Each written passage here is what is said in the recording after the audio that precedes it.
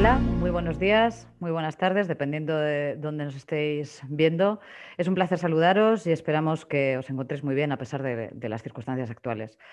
Soy Judith Cano y en representación de Relaciones Internacionales de la Universidad de Deusto os damos la bienvenida a los Deusto International Talks y en concreto a este webinar que se integra dentro de los Summer School Series.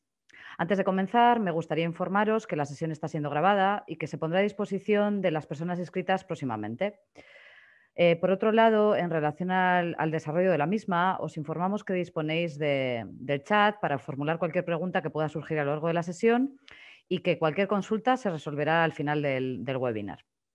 Bueno, la sesión de hoy, Sesgos en la tecnología desde una perspectiva intersectorial, ha sido seleccionada para inaugurar esta serie de webinars por su relevancia en la sociedad actual, que cada día es más tecnológica. Estamos rodeados de datos en todos los ámbitos de nuestra vida, en el socio, en el ocio, en la salud, en el trabajo.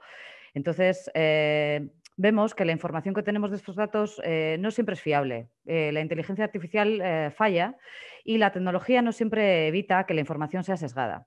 Entonces, para hablar de todo ello, es un placer contar tanto con María López Belloso, doctora en Derechos Humanos por la Universidad de Deusto, donde ejerce como investigadora dentro del equipo de Deusto Valores Sociales, que cuenta con una amplia trayectoria en investigación, como en su experiencia docente.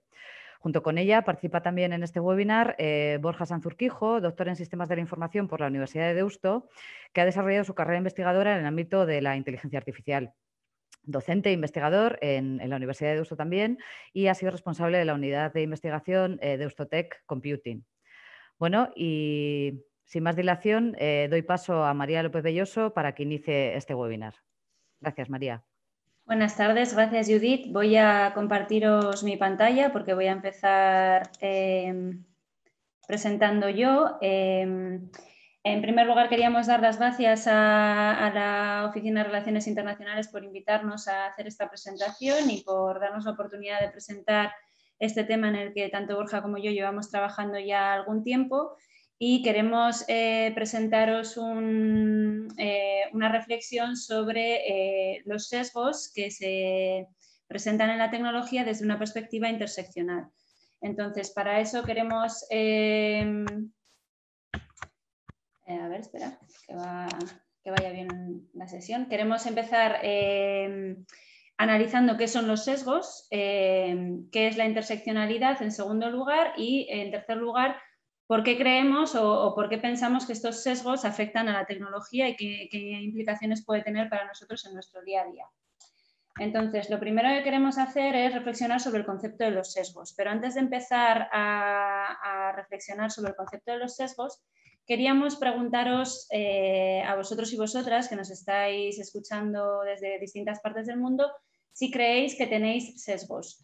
Veis que tenéis un código en la parte superior de la pantalla, 7826812. Si entráis en la dirección web que tenéis en la parte superior, introducís ese código, podéis votar por cada una de estas opciones y podemos ver un poco cuál es vuestra percepción sobre vosotros mismos, ¿no? Si creéis que existen esos sesgos o que no.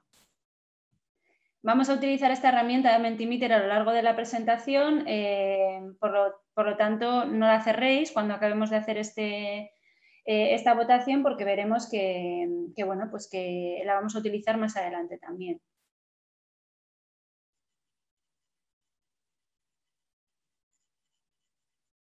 Vamos a esperar a que vote un poquito más de gente.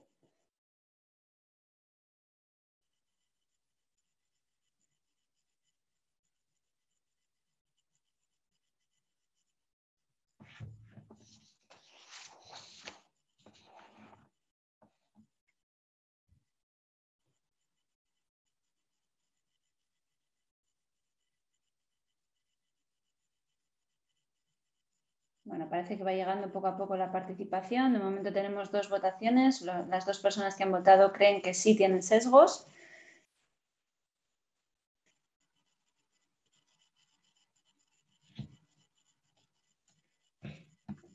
Y de estos sesgos que tenéis, ¿creéis que los sesgos son conscientes o inconscientes? Es decir, ¿nosotros somos conscientes de aquellas cuestiones que nos hacen percibir la realidad de una forma errónea o creéis que es algo que hacemos de manera inconsciente?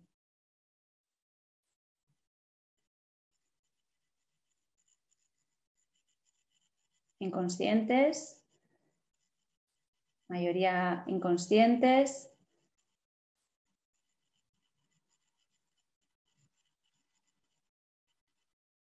Parece que nadie dice que tiene sesgos de manera consciente en la votación. Bueno, pues efectivamente los sesgos son una interpretación errónea, sistemática de la información que tenemos y que ejerce influencia en la manera que tenemos nosotros para procesar nuestros propios sentimientos y, lo que es más importante, para tomar nuestras propias decisiones. Esta es la definición tradicional de los sesgos. Y subrayo lo de tomar decisiones porque después, cuando reflexionemos un poco sobre la incidencia que tienen los sesgos en la tecnología, vamos a abordar precisamente el uso que se hace de la tecnología para tomar decisiones y cómo esos sesgos de la tecnología nos pueden influir a nosotros en las decisiones que tomamos. Vamos a hacer una prueba. Como podéis ver, este vídeo nos ilustra que en determinados momentos nuestro cerebro, en lugar de recoger lo que realmente se produce, lo que es real, percibe aquello que entiende que debería ser. Es decir, nosotros, por el contexto en el que hemos visto de la ubicación del tablero de ajedrez, el cilindro y la sombra, entendemos que en esa ubicación tendría que estar el cuadro de ese color. Sin embargo, una vez que trasladamos el cuadro a su posición fuera de la sombra, vemos que tiene el mismo color que los cuadros más oscuros, ¿no? Entonces, es una forma de percibir la realidad que no es exactamente la realidad en sí, sino que nuestro cerebro nos juega una mala pasada o una buena pasada, pero nos muestra algo que realmente no es así. Vamos a poner otro ejemplo ahora con otro vídeo. Bueno, este es un vídeo que es bastante conocido, que queríamos poner con vosotros porque, como os decía, hay mucha gente que probablemente ya conocía el vídeo del gorila y bueno, nos dábamos cuenta de que cuando centramos nuestra atención y hemos sido capaces de identificar ese gorila y no estamos pendientes de contar los pasos que dan las personas de blanco, y ya hemos sido capaces de identificar elemento extraño que entra dentro de la escena. Sin embargo, no nos damos cuenta del cambio de color de la cortina de detrás ni de que una de las participantes abandona el grupo. Y eso es porque nuestra atención se centraliza, se focaliza en aquellas cuestiones que nosotros determinamos que son importantes. Para analizar el siguiente tipo de sesgo vamos a hacer una prueba y os voy a pedir vuestra colaboración. Para eso os pido que volváis a utilizar el Mentimeter. Os voy a anunciar una correlación numérica que sigue una regla matemática. El objetivo final de esta prueba es que vosotros adivinéis la regla, pero para poder adivinar la regla tenéis que proponer una serie nueva y yo os diré si esa serie cumple o no cumple la regla. Y tenemos que ver quién es capaz de acertar la regla a partir de esta serie matemática. No sé si se entiende bien un poco el funcionamiento de la prueba. ¿Estáis listos?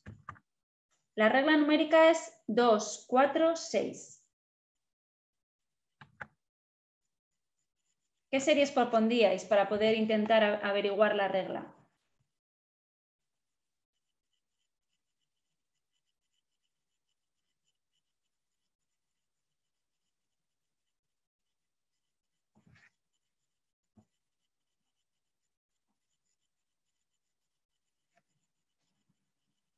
Si escribís directamente 2, 4, 6, 8, 10, 12, esa serie sigue la regla.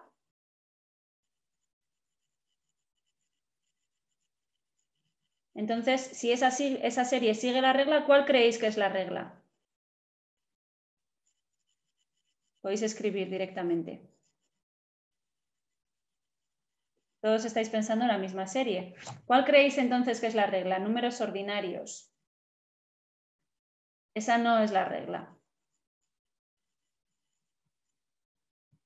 Números pares tampoco es la regla.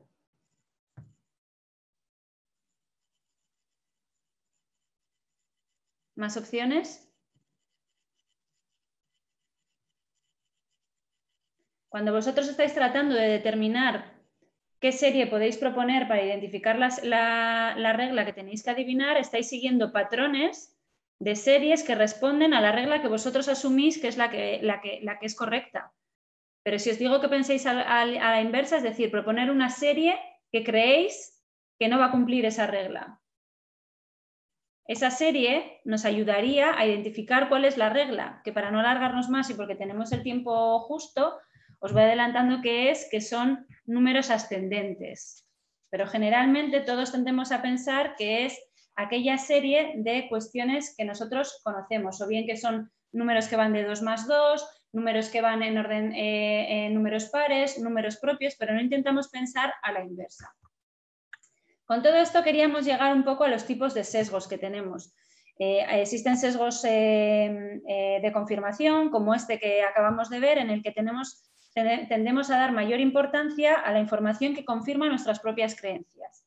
Tenemos sesgos de deseabilidad social, que es cuando no nos atrevemos a dar una respuesta que es realmente lo que nosotros pensamos, sino que damos una respuesta que es la que entendemos que es más aceptada socialmente. Tenemos los sesgos de certeza, que es la tendencia a mostrar que nosotros siempre tenemos la razón y que siempre estamos confiados de estar en posesión de la verdad. Y por último, bueno, no por último, porque hay muchos más tipos de sesgos, pero bueno, queríamos mostrar ¿no? El sesgo de punto ciego, pensar en uno mismo como una persona que no tiene sesgos y que estas cuestiones nunca le van a pasar, ¿no? Entonces, vamos a hacer otra prueba. De estas personas que tenéis aquí, ¿quién creéis que tiene un doctorado en astrofísica?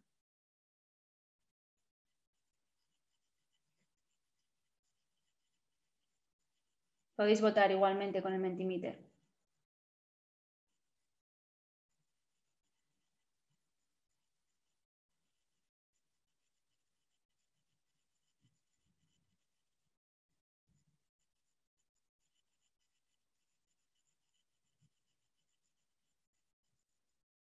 Bueno, en este caso hay dos respuestas correctas. Hay dos de estas personas que tienen un doctorado en astrofísica y son la opción 1 y la opción 4.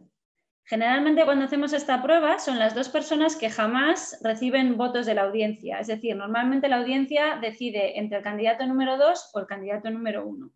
Y aquí operan distintos sesgos a la hora de votar. El primero, el sesgo de la apariencia, es decir, entendemos que una persona que es un rockero como Brian May tiene una trayectoria musical, pero no tiene una trayectoria científica a pesar de que tiene un doctorado en astrofísica. Y el segundo sesgo que opera es un sesgo de género. Entendemos que cuando estamos hablando de una persona que tiene un doctorado en astrofísica, tiene que ser un hombre. Primero, ¿por qué? Porque entendemos que las mujeres en la ciencia tienen un papel menor y segundo, porque estamos hablando además de una disciplina científica que es dentro de las que denominan STEM, en las que las mujeres pues estamos bastante menos representadas. Empezamos esta presentación preguntando si creíais que los sesgos eran conscientes o inconscientes. Efectivamente, solamente el 5% de nuestros sesgos son conscientes. El 25% de nuestros sesgos tienen que ver con cuestiones psicológicas y el 70% de los sesgos que tenemos son sesgos inconscientes. Vamos a poner otro ejemplo. ¿Quién creéis que de estas tres personas de aquí ha conseguido más citas en Tinder?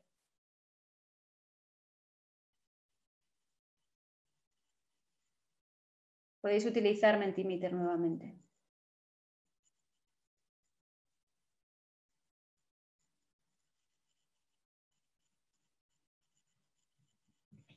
La opción correcta es la candidata número 1.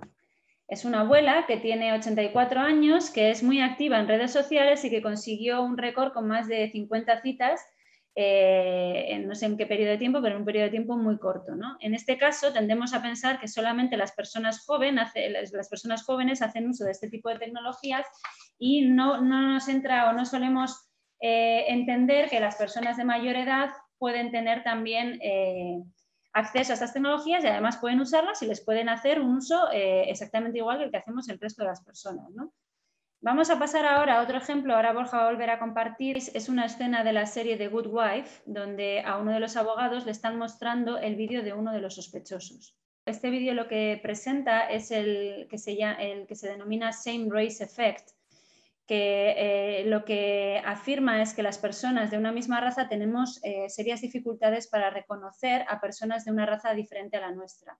Nos pasa cuando somos incapaces de distinguir rasgos identificativos de personas negras, por ejemplo, pero también nos pasa con personas asiáticas y a la inversa, es decir, a las personas de raza negra les resulta difícil reconocer a personas de raza blanca o personas de raza asiática y al contrario, ¿no?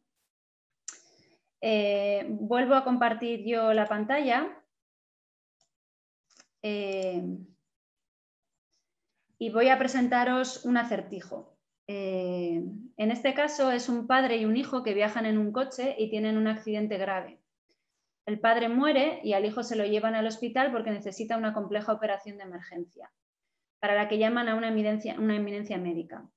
Pero cuando va a entrar en el quirófano, dice, no puedo operarlo, es mi hijo. ¿Quién creéis que es el padre? Os animo a que escribáis las respuestas en el chat.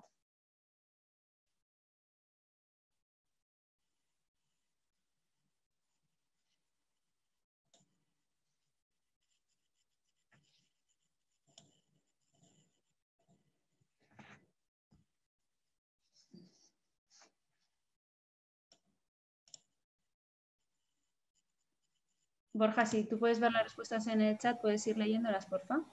De momento no hay ninguna. Bueno, generalmente este es un acertijo que presenta muchísima dificultad para la mayoría de la gente. Dicen, pero por favor, ¿pero cómo puede ser? Si el padre ha muerto con él en un accidente, no puede ser que sea el que lo opere. Mucha gente dice, pues estarán hablando de que el padre era un sacerdote y no era el padre biológico. Cuando en realidad lo que ocurre aquí, en este caso, es que la persona que iba a entrar en el quirófano y que no podía operar es la madre del paciente, ¿no? Y aquí opera claramente un sesgo de género, es decir, entendemos que cuando hablamos de una eminencia médica tiene que ser un hombre y no una mujer, ¿no?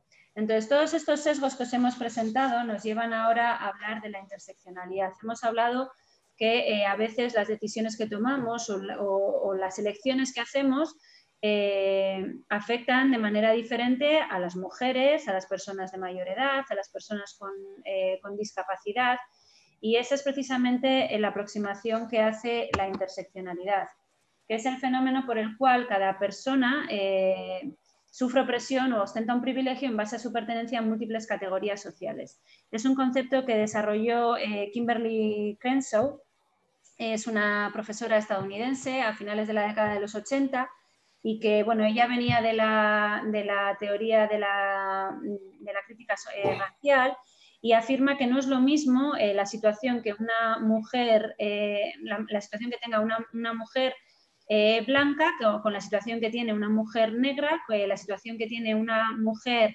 negra de clase social baja, es decir, que operan en cada uno de los individuos distintas ejes de discriminación que suponen que nuestra posición varía, ¿no? Y que todas ellas interseccionan en la situación de cada uno de los individuos. Y entonces, ¿qué tiene que ver esto de la interseccionalidad, de los sesgos, con la tecnología, ¿no? La tecnología es un campo de actuación que no se genera de momento por ella misma, aunque luego vamos a ver que también tiene capacidad de generar por ella misma, sino que hasta ahora la tecnología es una tecnología que producen los seres humanos, y los sesgos que tenemos los seres humanos se trasladan a la tecnología. Se trasladan a la tecnología a través de las personas que diseñan la tecnología, pero también a través de una tecnología que diseñan que puede aprender ella sola, pero puede aprender generando e incrementando los sesgos ya existentes y las discriminaciones ya existentes. ¿Por qué es importante analizar los sesgos de la tecnología desde una perspectiva interseccional? Porque los sesgos pueden tener un impacto considerable en los derechos que tenemos todos y todas como ciudadanos y ciudadanas, y pueden generar además nuevos ejes de discriminación, teniendo en cuenta además esta perspectiva interseccional. Entonces, lo que identificamos en la tecnología es que hay una falta de diversidad muy grande. La falta de diversidad se da en tres ejes principales. En primer lugar, en la disciplina. Como veis aquí, en esta foto, estamos hablando de una de las competiciones de robótica más importantes en la que todos los participantes son hombres de mediana edad, en este caso asiáticos, pero la cuestión es que resulta muy complicado encontrar a mujeres dentro del campo de la tecnología. Un estudio realizado por AI Now el año pasado detecta que el 80% de los profesores de inteligencia artificial son varones, solamente un 18% de las personas que publican en conferencias relevantes del campo son mujeres, pero es que además la situación es peor cuando hablamos de personas de color. En el caso de las mujeres de color, solamente un 2,5% de los trabajadores de Google son de color y en el caso de Facebook o Microsoft no llegan apenas al 4%. De otros ejes de discriminación normalmente no tienen datos porque son datos sensibles que resulta difícil recoger, pero vamos a ver después que también tienen una consecuencia desde el punto de vista tecnológico, ¿no? Estoy hablando, por ejemplo, de la orientación sexual o de la identidad sexual. Esta falta de diversidad en la disciplina tiene un impacto claro que es la brecha digital. La brecha digital, en primer lugar, es una brecha digital que separa a los países desarrollados de los países en vías de desarrollo. No es lo mismo el acceso a la tecnología que tenemos desde Europa o desde el mundo occidental que el acceso a la tecnología que tienen los países en vías de desarrollo. La segunda brecha digital es la brecha de uso, es decir, la brecha que genera el uso de las tecnologías independientemente del acceso que se tenga. Y la tercera brecha digital es el uso avanzado que se hace de las aplicaciones tecnológicas. Y también tiene una brecha de género, ¿no? Una brecha de género porque las mujeres no producen esa tecnología, pero además las mujeres tienen un impacto muy claro por las tecnologías que se impactan, por el impacto de la tecnología, por ejemplo, a través de nuevas formas de violencia que se generan en el entorno digital. Esta falta de diversidad se traduce también en otras cuestiones tan relevantes como el hecho de que todas las asistentes virtuales, da igual que sea el sistema operativo que elijáis, generalmente tienen un nombre femenino, un tono de voz femenino y además el estilo de comunicación que tienen es generalmente también un estilo sumiso, un estilo de comunicación servicial. Y además es especialmente preocupante la respuesta que esos asistentes virtuales dan cuando se intenta insultarles o se les hacen comentarios sexistas, machistas, xenófobos y demás, ¿no? Que no contestan con contundencia. Nos pasa lo mismo con la sección de la tecnología que tiene que ver con la robótica. Vemos que en aquellos robots que son robots asistenciales, que son robots que nos ayudan a hacer tareas, existen sesgos en el diseño de esos robots. Por ejemplo, estos robots que estamos viendo aquí, que son robots asistenciales, pueden ser utilizados bien para la salud o bien para el servicio doméstico, tienen atributos claramente femeninos, ¿no? Entonces volvemos a asimilar la labor de cuidado dentro de la tecnología con las labores, con las funciones femeninas. Hemos hablado antes también de la importancia de hacer una aproximación interseccional. Existe un área de la tecnología, un área muy importante dentro de la robótica que se dedica a fabricar exoesqueletos. En el artículo que tenéis ahí a continuación, unos colegas con los que tanto Borja como yo trabajamos habitualmente han reflexionado sobre las consecuencias que tiene una falta de enfoque interseccional en el diseño de estos exoesqueletos. ¿Cuál es el impacto que puede tener esa falta de interseccionalidad? Pues, por ejemplo, que si todas las personas que utilizan para testar y diseñar estos exoesqueletos destinados a ayudar a andar a las personas con discapacidad, si todas esas personas son varones de mediana edad blancos, las personas luego que no cumplan alguno de esos patrones no van a tener facilidad a la hora de utilizar esos esqueletos, se van a ver afectadas por las características propias de esos exoesqueletos. Y esto pasa también porque todo el mundo, cuando intentamos pensar en para qué sirven estos exoesqueletos, decimos, bueno, pues sirven para ayudar a volver a andar a personas que han perdido la movilidad.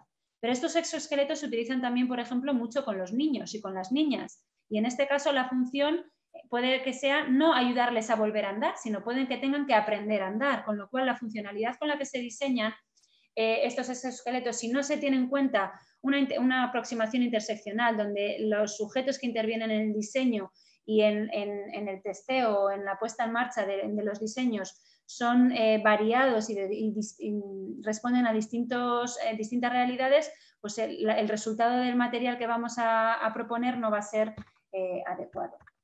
Y por último, comentábamos antes que hay cuestiones que a veces resulta difícil tener en cuenta con la tecnología, porque hay cuestiones que son por protección de datos, no se preguntan, por la regulación, nadie pregunta por la identidad sexual o por la orientación sexual.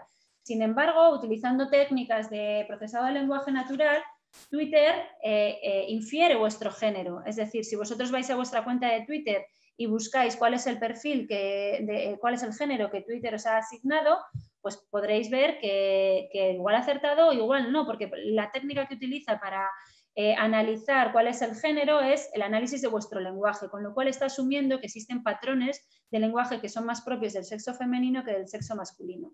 Con lo cual, probablemente para aquellas personas que no sigan la segregación binaria entre sexo femenino y sexo masculino, no se encuentren bien ubicadas en esta división, ¿no? Y por otro lado, esto tiene una consecuencia muy importante, que es la de la publicidad que recibimos a través de estas redes sociales en función de lo que Twitter identifica o Facebook identifica, si nosotros somos hombres o mujeres, o, por ejemplo, en el caso de nuestra ideología política, el escándalo de Cambridge Analytica, ¿no?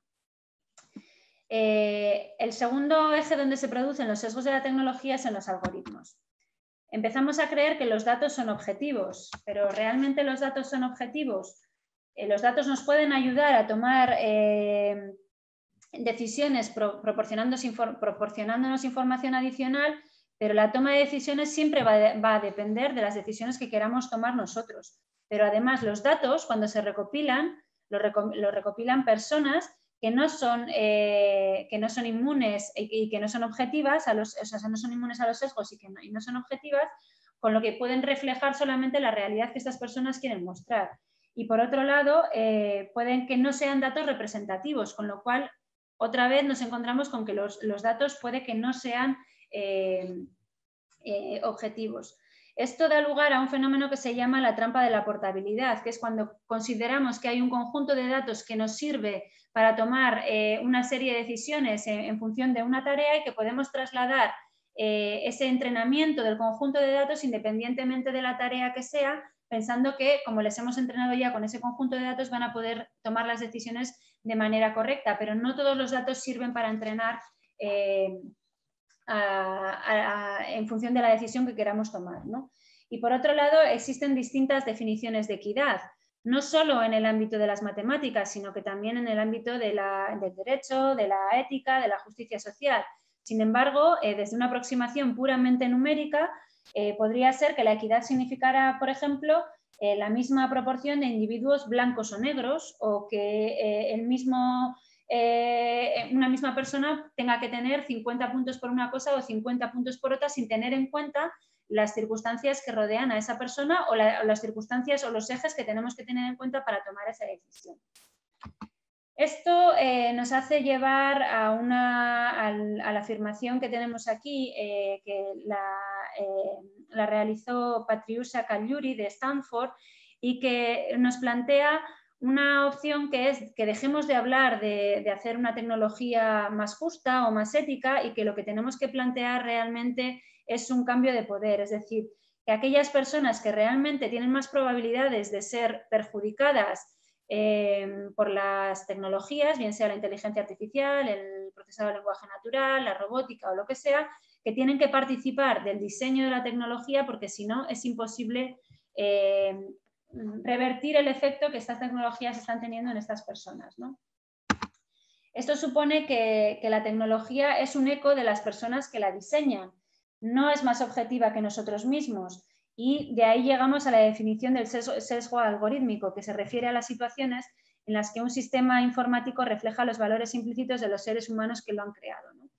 Entonces, para poder entender un poco cómo funciona este proceso, ahora Borja, que es la parte tecnológica de esta ecuación, nos va a explicar un poco cómo funcionan estas tecnologías y cómo pueden tomar las decisiones desde este punto de vista tecnológico. cómo funciona el tema de la inteligencia artificial y vamos a hacerlo con un ejemplo muy, muy sencillo. Vamos a coger un problema clásico dentro del ámbito de inteligencia artificial, que es la clasificación. Y en concreto vamos a intentar clasificar dos elementos distintos. Por un lado, tenemos perros y por otro lado tenemos gatos, ¿de acuerdo? Tened en cuenta que la ubicación de los perros y de los gatos no es arbitraria, es decir, hemos seleccionado una serie de características de cada uno de los animales y eso ha hecho que los coloquemos en esos distintos grupos. Si yo ahora os pregunto un nuevo elemento que aparece que llega aquí, que tendríamos que ubicarlo aquí y os preguntara qué tipo de animal es, si es un perro o es un gato, la respuesta más normal sería que es un perro, ¿de acuerdo? En el caso de esta segunda cuestión, la tendencia natural es decir que sería un gato, ¿vale? ¿Cómo hacemos esto? De forma intuitiva podríamos intentar mirar cuáles son los animales que están alrededor del nuevo elemento que hemos añadido y de esa forma asignarle la misma categoría. Por ejemplo, si todo lo que tiene alrededor son perros, deducimos que este es un perro. Con los gatos hacemos lo mismo. Hay otra forma de intentar solventar este problema, que es hacer una línea divisoria, de tal forma que todos aquellos animales que nos pregunten que caigan por encima de la línea los consideramos como perros y todos aquellos que caigan por debajo de la línea los consideramos directamente como gatos, ¿vale? Esta aproximación tan sencilla rápidamente puede llevar a problemas. Veamos este ejemplo que tenemos aquí con otro conjunto de datos, ¿de acuerdo? Mismo problema, misma clasificación, perros y gatos, pero obviamente en este caso los perros son muchos más que los gatos.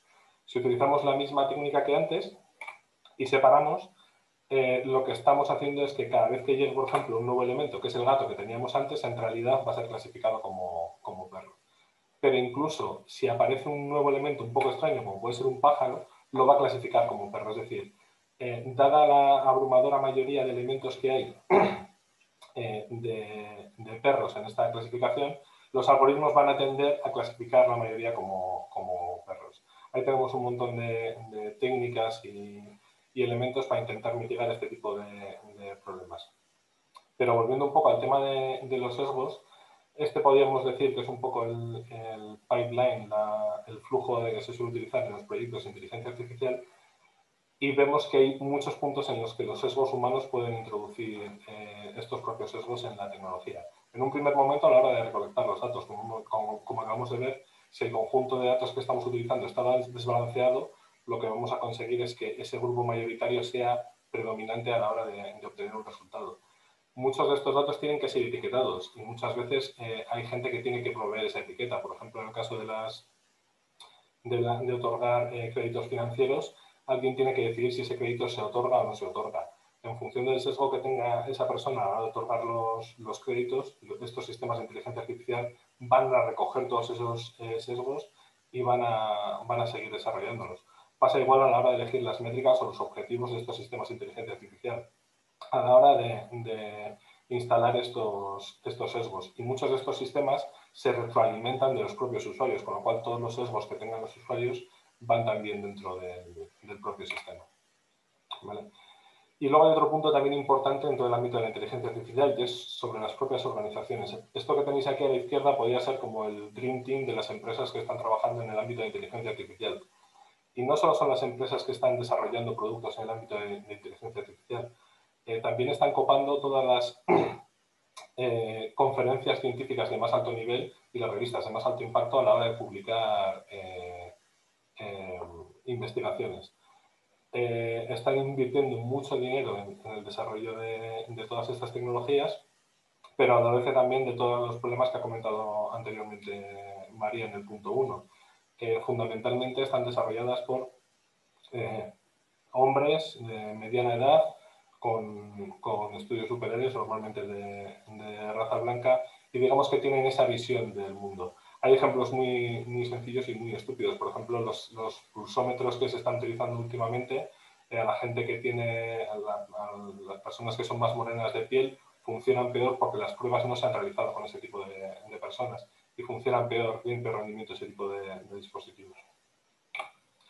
¿Vale? Otro ejemplo, hace un par de años saltó la noticia de que Amazon había utilizado un sistema de inteligencia artificial para acelerar el proceso de contratación. Y tuvieron que abandonar el proyecto porque se dieron cuenta de que sistemáticamente a las mujeres les ofrecía un salario inferior que a los hombres, ¿vale? En este caso es curioso porque cuando recogimos la noticia vemos que el algoritmo decidió que, pese a la propia noticia, era interesante ofrecernos trabajo de repartidor, no de repartidora, en Amazon. Vale. Otro proyecto muy interesante en este ámbito, que hace unos cuantos años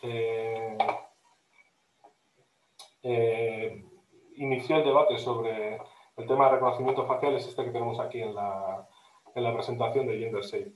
Esta investigadora del MIT tenía un espejo de estos inteligentes que supongo que habréis visto en algún sitio. Era un prototipo y lo que buscaba era te reconocía la cara y en función de ello te hacía recomendaciones de vídeos, decía si estabas más contenta, menos contenta, tenía una serie de funcionalidades. Y cuando estaba probando el espejo se dio cuenta de que su cara no la reconocía, ¿vale? Entonces optó por ponerse la máscara que tenéis en esta fotografía y entonces en ese momento la cámara se activó y el sistema empezó a funcionar.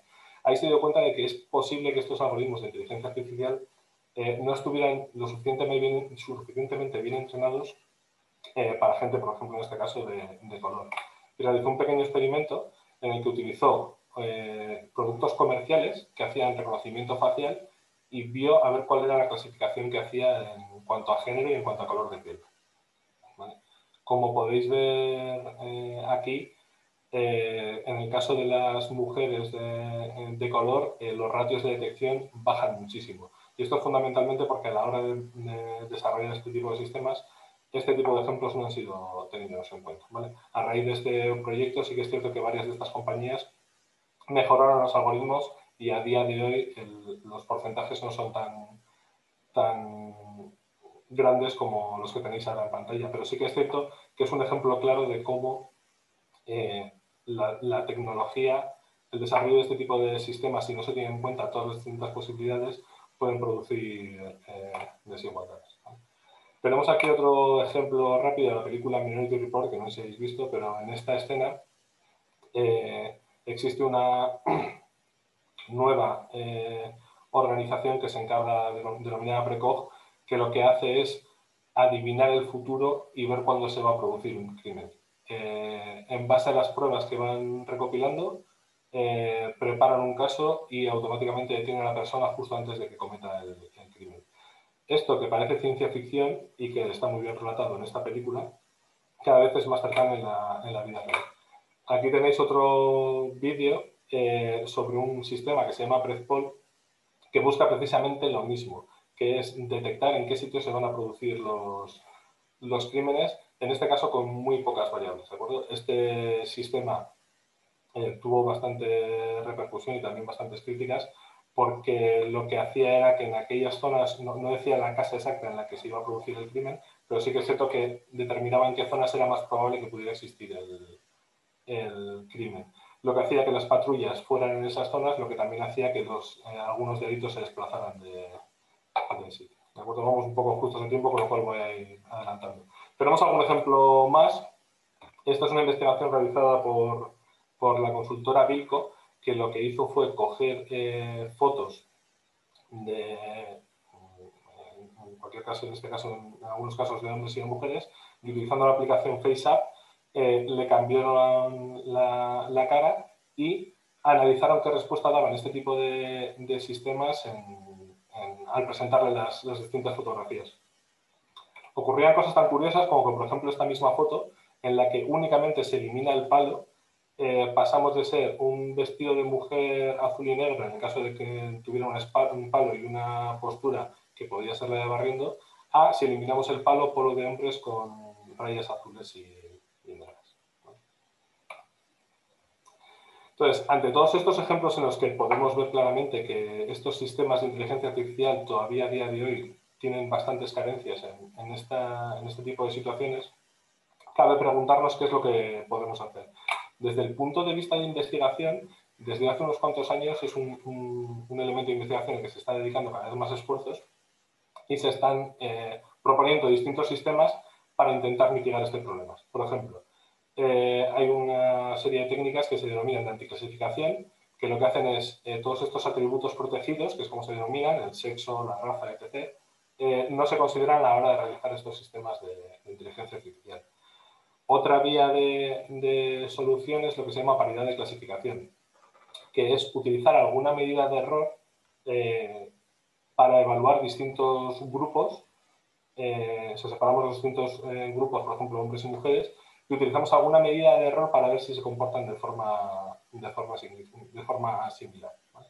Y luego hay una última que se llama calibración, que lo que busca es que se obtengan unos resultados independientemente de los atributos protegidos, ¿vale? ¿Qué problemas tienen todo este tipo de enfoques?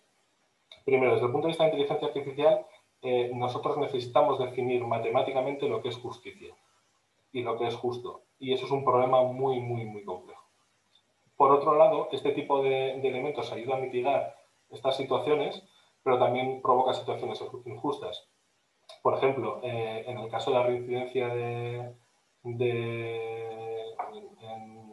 la hora de cometer crímenes, parece ser que las mujeres tienden a reincidir menos que los hombres. Si utilizamos este tipo de técnicas, ambos grupos se van a igualar y esa realidad que se ve en el día a día no va a quedar reflejada en este tipo de sistemas de inteligencia artificial. Entonces es un campo muy, muy incipiente de investigación en el que desde el punto de vista de los expertos en inteligencia artificial estamos intentando proveer soluciones, pero no es un problema que podamos solucionar por nosotros solos. Entonces, ahora María os va a plantear otro tipo de vías para solucionar estos problemas. Intentábamos terminar esta presentación ofreciéndoos un poco alternativas de qué es lo que se puede hacer para que estos sesgos que tenemos no afecten a la desigualdad y sobre todo a los derechos fundamentales de las personas, ¿no? Entonces os queríamos acercar muy brevemente, antes de terminar, tres opciones de normativa internacional que se están intentando poner en marcha para tratar de paliar un poco los efectos y las repercusiones que tienen estas discriminaciones que produce la tecnología, sobre todo en los colectivos más vulnerables. La primera de ellas es la Declaración de Toronto. Es una declaración que se acordó en 2018 en la que estuvieron involucradas no solo las principales organizaciones de derechos humanos, Amnistía Internacional, Human Rights Watch y demás, sino también grandes empresas tecnológicas en las que trataban de acercar un poco el lenguaje de tecnólogos y de personas que trabajan en el campo de los derechos humanos y tratar de acordar cuáles son aquellos requisitos básicos que tienen que cumplir los sistemas de aprendizaje automático para garantizar los derechos de las personas. La segunda de las regulaciones es el marco normativo de la Unión Europea y toda la estrategia europea que está haciendo para lo que se llama inteligencia artificial confiable o trustworthy AI, ¿no? En este campo la Unión Europea tiene una estrategia clara en la que quiere posicionar a Europa dentro del sector de la inteligencia artificial, en el que claramente está por detrás de otros actores como China o Estados Unidos, pero quiere posicionarla desde un punto de partida muy claro, que es el respeto a los derechos fundamentales y a los valores tradicionales de la Unión Europea, ¿no? Entonces ha desarrollado una serie de documentos que de momento son todos documentos de lo que se denomina soft law, es decir, son recomendaciones, son guías, son checklist o assessment que se proponen para herramientas tecnológicas, pero que no son, por así decirlo, herramientas legislativas que puedan exigirse a los estados, sino que recomienda a los estados que adapten sus propias legislaciones a través o de acuerdo a estos marcos normativos, ¿no? Entonces, el enfoque principal de la Unión Europea es a través de los principios éticos fundamentales y los requisitos que van alrededor de la agencia humana, de la robustez técnica de la robustez técnica de las tecnologías que se desarrollan, la protección de los datos y la gobernanza correcta de los datos. La transparencia es muy importante que todas estas tecnologías tengan código abierto, es decir, que podamos acceder al código que tienen y podamos ver cómo se programan esos algoritmos para poder identificar entonces dónde se producen las desigualdades, ¿no? Que tengan diversidad y que respeten la no discriminación y la justicia en los conjuntos de datos que utilizan y demás, ¿no? Y por último, os queríamos traer una herramienta que es muy actual, es una herramienta que está ahora mismo en discusión a través de la UNESCO, que ha presentado un primer borrador de recomendación sobre la ética en la inteligencia artificial, que pretende ser un documento, este sí, que sea un documento que oriente y que guíe la actuación de todos los países, en el que se establezcan unos requisitos mínimos para este tipo de tecnologías que aseguren en cualquier caso el respeto de los derechos fundamentales. Entonces, con todo esto que os queremos contar, que os queremos transmitir, pues que es necesario que para que estas tecnologías que seguramente nos hacen a todos la vida mucho más fácil, que nos permiten hoy tener la oportunidad de llegar hasta un montón de lugares en distintos puntos del mundo, desde nuestro despacho en la Universidad de Deusto, que nos permiten teletrabajar en un contexto de pandemia, pero que también pueden generar tremendas desigualdades, como hemos visto, con sistemas de reconocimiento facial que no reconocen a un determinado colectivo, con sistemas de predicción policial que hacen que se revisen sentencias en aras de una probabilidad de reincidencia o no, que claramente perjudica a determinados colectivos. Y esto todo lo que evidencia es que necesitamos una mayor colaboración, necesitamos una mayor diversidad en las personas que están trabajando en inteligencia artificial.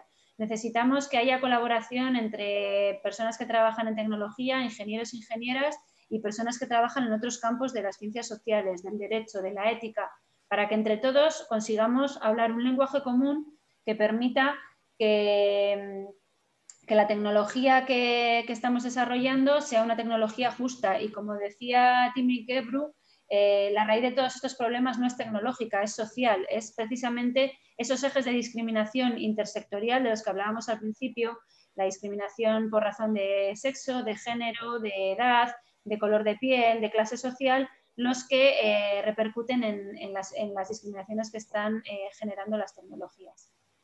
Y con esto terminamos. No sé si tenéis preguntas, si queréis comentar algo.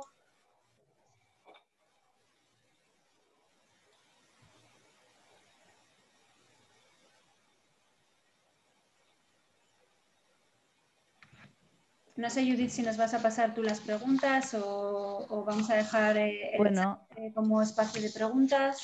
Sí, así lo hemos comunicado a los participantes a lo largo de toda la sesión. No hemos recopilado ninguna pregunta a través del chat, así que os damos las gracias, María, Borja, por, bueno, ha sido muy interesante, sobre todo a través de esa puesta en práctica de ejemplos, ¿no? Nos damos cuenta de forma inconsciente de esos sesgos, ¿no?